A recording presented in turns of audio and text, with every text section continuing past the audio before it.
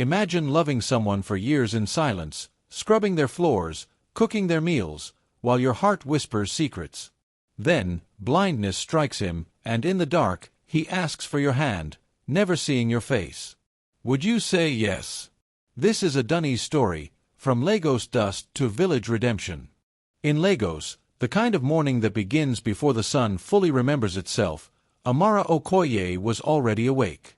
The city outside the compound wall still slept in pieces, Okada engines coughing in the distance, a woman hawking bread down the street, the faint call to prayer floating through humid air.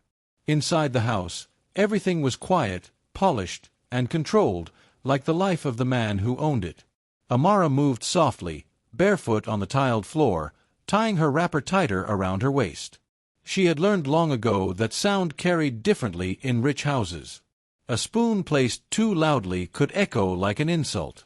A footstep could announce your existence when you were meant to be invisible. She had worked in this house for 6 years. 6 long years of waking before dawn, sleeping after midnight, and loving a man she was never meant to love. Daniel Adebayo. To the world, he was power. A self-made real estate developer whose face appeared on magazines, whose name made bankers answer calls faster. To Amara, he was the man who drank tea without sugar, who hummed old highlife songs when he thought no one was listening, who sometimes stared out the window late at night as if success had not given him what he expected. She remembered the first day she saw him clearly. She had just arrived from her village in Anambra with a nylon bag and shaking hands. Lagos frightened her then, the height of buildings, the speed of people, the way nobody looked at you twice. Daniel had walked into the living room in a navy blue suit, phone pressed to his ear, voice sharp, annoyed. "I'll call you back," he said into the phone, then looked at her briefly. "You must be the new girl." "Yes, sir," she had answered, eyes down.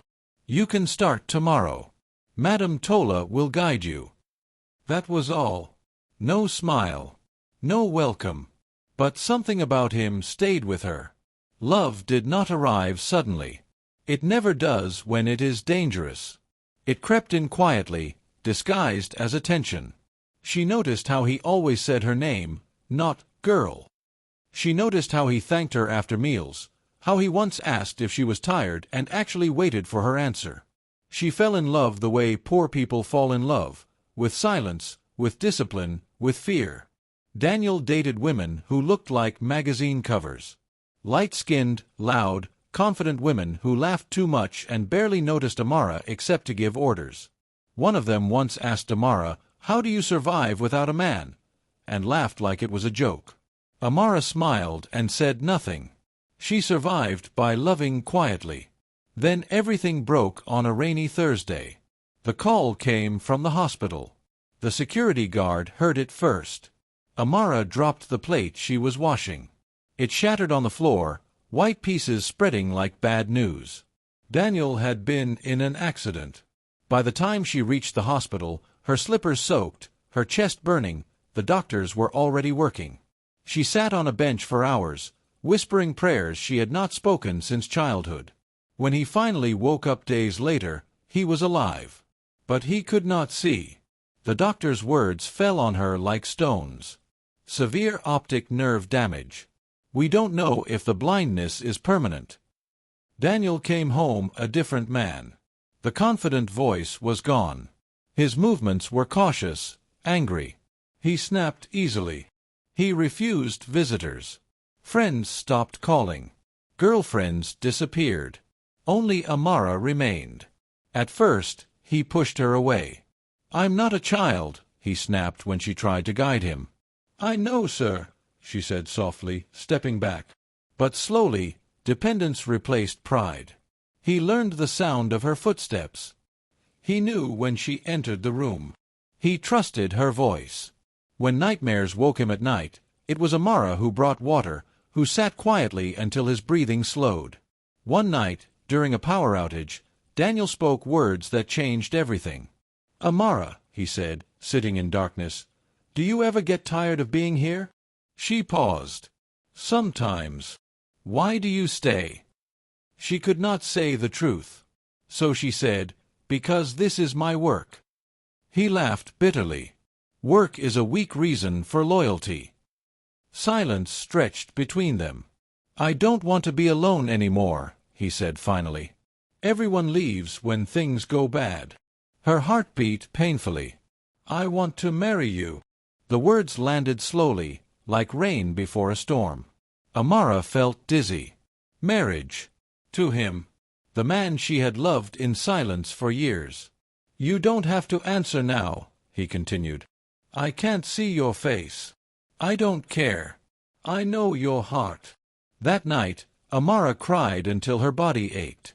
This was not how love was supposed to arrive. Not through blindness. Not through loneliness. But love is not a movie. It is messy. It is unfair. She said yes. When Daniel's mother arrived, trouble arrived with her. Mama Adebayo looked at Amara like a problem to be solved. "A maid," she said plainly. "Yes, Ma," Amara answered. Arguments followed. Warnings. Conditions. Shame disguised as concern. But Daniel insisted. The wedding was small, quiet, almost hidden. No big celebration. No joy loud enough to attract attention. Amara became Mrs. Adebayo without ever being seen. Marriage was not easy. Love mixed with insecurity. Daniel asked questions that hurt. "Would you still love me if I were poor? Are you here for me or for my name?" She answered honestly, but doubt does not leave easily. When doctors mentioned surgery abroad, fear grew inside her. What would happen when he saw her? What if love ended the moment sight returned? At night, she prayed again, the same prayer from childhood. "God, let today pass without shame." And she did not know that shame, love, betrayal, and hope were already walking toward her future. Marriage did not change Amara's mornings. She still woke before dawn, still moved quietly through the house, still tied her wrapper with the same careful hands. The only difference was the thin gold ring on her finger, and the way Daniel now called her name at night, not as his maid, but as his wife. Yet the house felt heavier. Daniel's blindness had made him vulnerable, but marriage brought out another side of him: fear. Fear of betrayal. Fear of pity. Fear that love offered in darkness might disappear in light. Some days he was gentle. He would reach for her hand at the dining table, trace her fingers slowly, and say, "You have patient hands." On those days, Amara felt seen in ways no eyes could manage. Other days, he was sharp. "Why did you pause before answering?" he asked once when she told him she loved him. "I was thinking," she replied softly. "About what?" "About how to say it better." Silence followed. Doubt always needed silence to grow. People outside the house did not accept the marriage easily. Neighbors whispered. Former colleagues came to check on him, and left with raised brows and quiet laughter. "So this is the wife," one woman said, her voice polite but curious. "She sounds simple." Amara served drinks and smiled until her cheeks hurt. Mama Adebayo visited often, more as a guard than a mother. She corrected Amara constantly, how she sat, how she spoke, how she served her husband. "You must remember where you came from," she said one afternoon. "Men like my son live in temptation." Amara nodded. "Yes, Ma." Inside, her heart shrank. At night, when Daniel slept, she stared at the ceiling and wondered if love could survive constant judgment. She reminded herself that she had chosen this. That love was not supposed to be easy for people like her. Then came the doctors. Daniel's business partner suggested a specialist abroad. Tests were done. Consultations followed. One evening, Daniel called Amara to sit beside him. "There is a chance," he said slowly. "Not a promise, but a chance that surgery could restore my sight." Her chest tightened. "That is good news." "Is it?" She forced calm into her voice. "Of course." But inside her, fear screamed. In the weeks that followed, Daniel changed. Hope made him restless. He talked about returning to work, about appearing in public again, about traveling. He asked questions that cut deeper than he knew. "What do you look like when you smile?" Do people say you are beautiful? Are you confident in yourself? She answered honestly, but each question felt like a test she had not prepared for. The trip to London was arranged quickly. Mama Adebayo insisted on coming, but Daniel refused. "I need my wife," he said firmly. In the hospital abroad, everything felt cold and foreign. White walls, quiet machines, accents Amara struggled to understand. She slept on a chair beside his bed, her back aching, her mind racing. The night before surgery, Daniel held her hand tightly. "If this works," he said, "everything will change." "Yes," she whispered. "I don't know if that scares me or excites me." She smiled weakly. "Maybe both." The surgery was long. Amara prayed until her knees hurt. When the doctor finally came out smiling, relief crashed over her so hard she almost collapsed. "It was successful," the doctor said. "Now we wait." Waiting was harder than fear. Daniel's eyes were covered with thick bandages. For days, for weeks, he lived in darkness again, but this time with hope. He talked more. He planned more. He laughed more. And slowly, without realizing it, he began to drift away from the woman who had shared his darkness without hope. "You'll like London," he said one afternoon.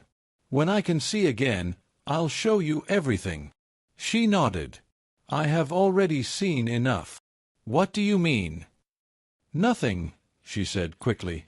The day the bandages were removed arrived quietly. No drama. Just a doctor, a nurse, and Amara standing beside the bed, her heart beating so loudly she was sure everyone could hear it. "Take your time," the doctor said. Daniel blinked. Light rushed in. His face tightened. He winced. Then slowly, shapes formed. Colors. Movement. And then, her. Amara. Standing close. Nervous. Ordinary. He stared. She waited. Seconds stretched like hours. "You are," he began, then stopped. She swallowed. "Yes. You are not what I imagined." The words were not cruel. They were honest. That made them worse.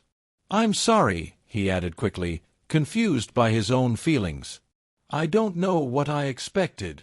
Amara smiled politely, the kind of smile women learn when they are hurt but cannot show it. "It's okay." But it was not okay. Back in Lagos, Daniel's old world returned fast. Invitations. Meetings. Apologies from people who had disappeared. His phone rang constantly again. And with sight came comparison. He did not say it, but Amara felt it, in the way his eyes lingered on other women, in the way he pulled away when she touched him, in the way silence replaced intimacy. A woman from his past, Vanessa, returned like a ghost. Confident. Polished. Familiar. "She helped me once," Daniel explained. "With a deal." Amara nodded. Vanessa smiled too much. "You're lucky," she told Amara. "Not many women would stay when a man loses everything." Amara smiled back. "Not many men would notice." The house felt different again. Louder. Colder.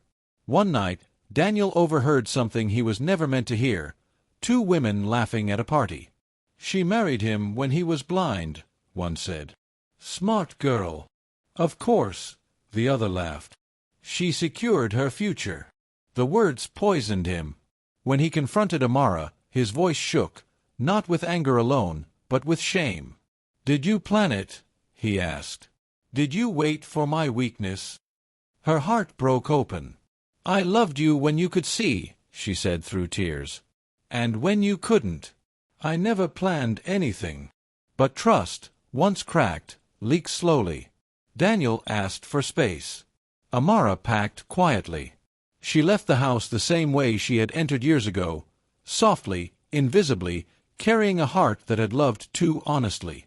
The road back to the village felt longer than Amara remembered. Lagos disappeared behind her like a dream she was no longer allowed to have.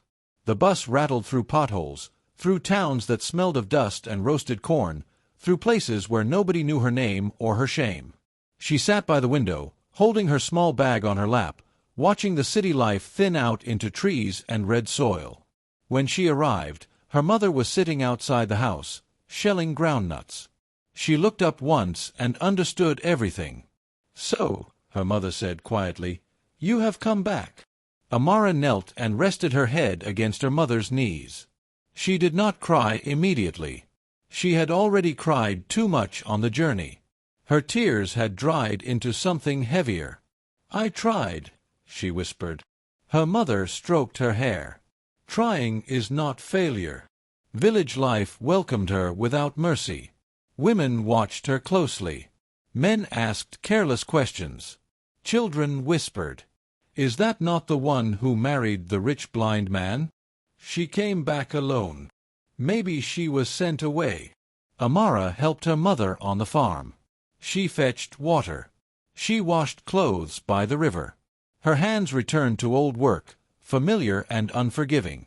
At night, she lay on a mat, staring at the ceiling, replaying every moment she had shared with Daniel. His voice in the dark, his hand searching for hers, his promise that she would not be alone. In Lagos, Daniel struggled with a different kind of silence. The house felt larger, emptier. Amara's absence was loud. Her footsteps were gone. The smell of her cooking lingered but slowly faded. Daniel returned to business meetings, to suits, to confidence people admired, but something in him felt broken. Vanessa stayed around longer than expected. She laughed easily. She filled spaces quickly. People approved of her. "You look good together," his friend said.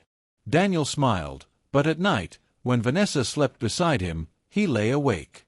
Her perfume felt too strong. Her laughter too practiced.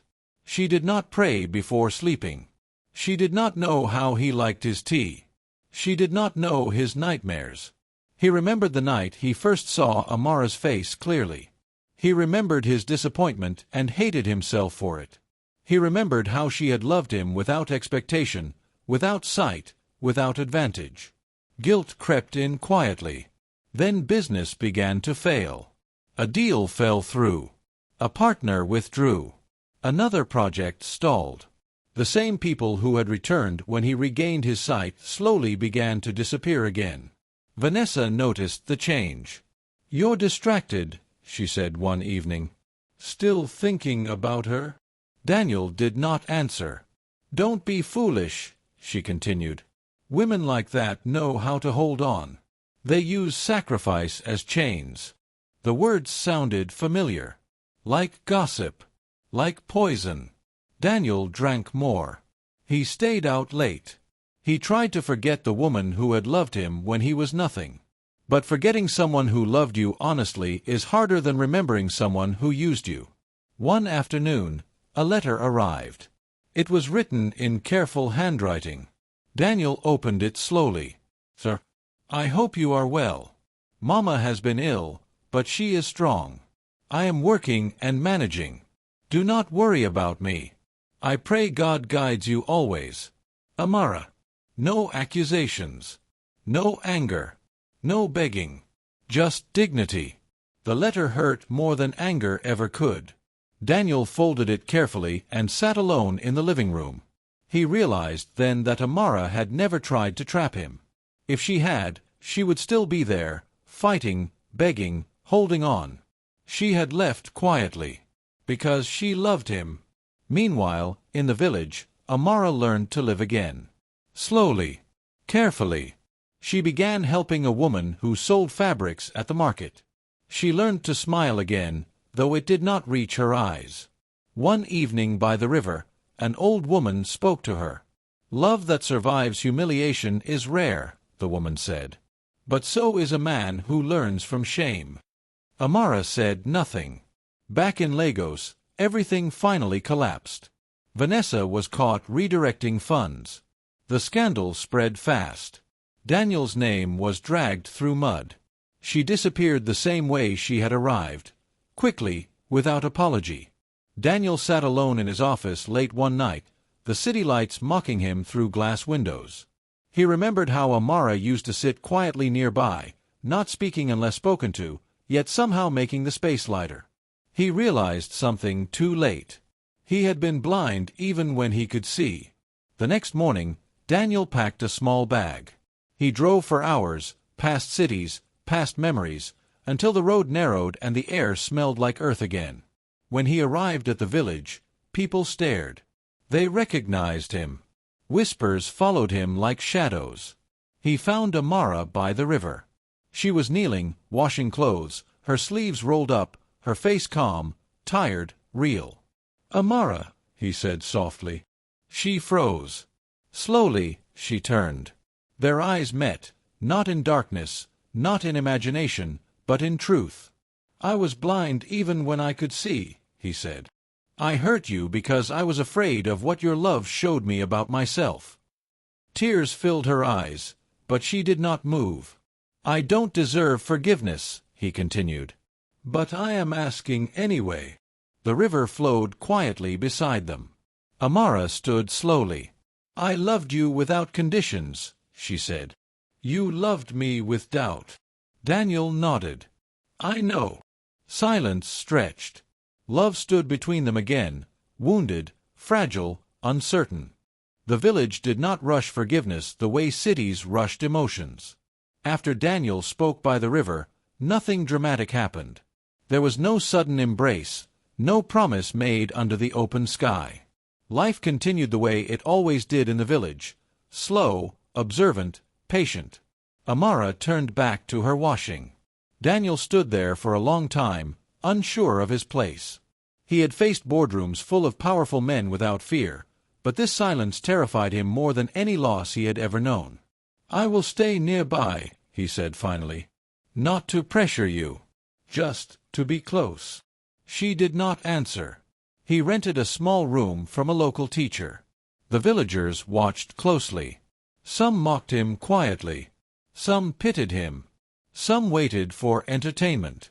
But Daniel woke early every morning, fetched his own water, ate simple food, and greeted elders respectfully. Amara watched from a distance. She saw how he struggled with village life, how he flinched at mosquitoes, how his expensive shoes gathered dust, how his hands blistered the first time he tried to help on the farm. But she also saw something else: humility. Not the kind performed for sympathy, but the kind learned through loss. One evening, her mother spoke. "He has not come to disturb you," she said. "That shows sense." Amara said nothing. Days turned into weeks. Daniel never forced conversation. Sometimes he greeted her from afar. Sometimes he helped her mother without asking. Slowly, the anger inside Amara softened into something quieter: sadness, memory, longing. One night, unable to sleep, she walked to the river. Daniel was already there, sitting on a rock, staring at the water. "I was afraid of you," he said without turning. "Not because you were less than me, but because you loved me when I was at my worst." She sat at a distance. "In the city," he continued, "love always came with conditions. Beauty, status, advantage. Your love came with none." Her voice trembled. "And you punished me for it." "Yes." Silence returned. "I don't want to go back to who I was," he said. "Even if you never forgive me." She looked at him then. Really looked. Not as a boss. Not as a husband. Just as a man stripped of pride. "Love is not blindness," she said quietly. "It is seeing and still choosing." He nodded. "I see you now." Forgiveness did not arrive as fireworks. It arrived as permission, to speak again, to sit closer, to share food. Slowly, Amara allowed Daniel back into her life, not as a savior, not as a mistake, but as a man learning how to love properly. They rebuilt carefully. Daniel apologized to her mother. He apologized to the village elders. He made no excuses. When they returned to Lagos months later, it was different. No hiding. No shame. This time, Daniel introduced Amara proudly. "This is my wife," he said. "The woman who stayed when I was blind, and who left when I became blind in my heart." People whispered again. But whispers no longer mattered. Their marriage was not perfect. Some scars never disappear. But love, when chosen with open eyes, grows stronger than fantasy. At night, Amara no longer prayed to avoid shame. She prayed in gratitude, because love had finally seen her, and stayed.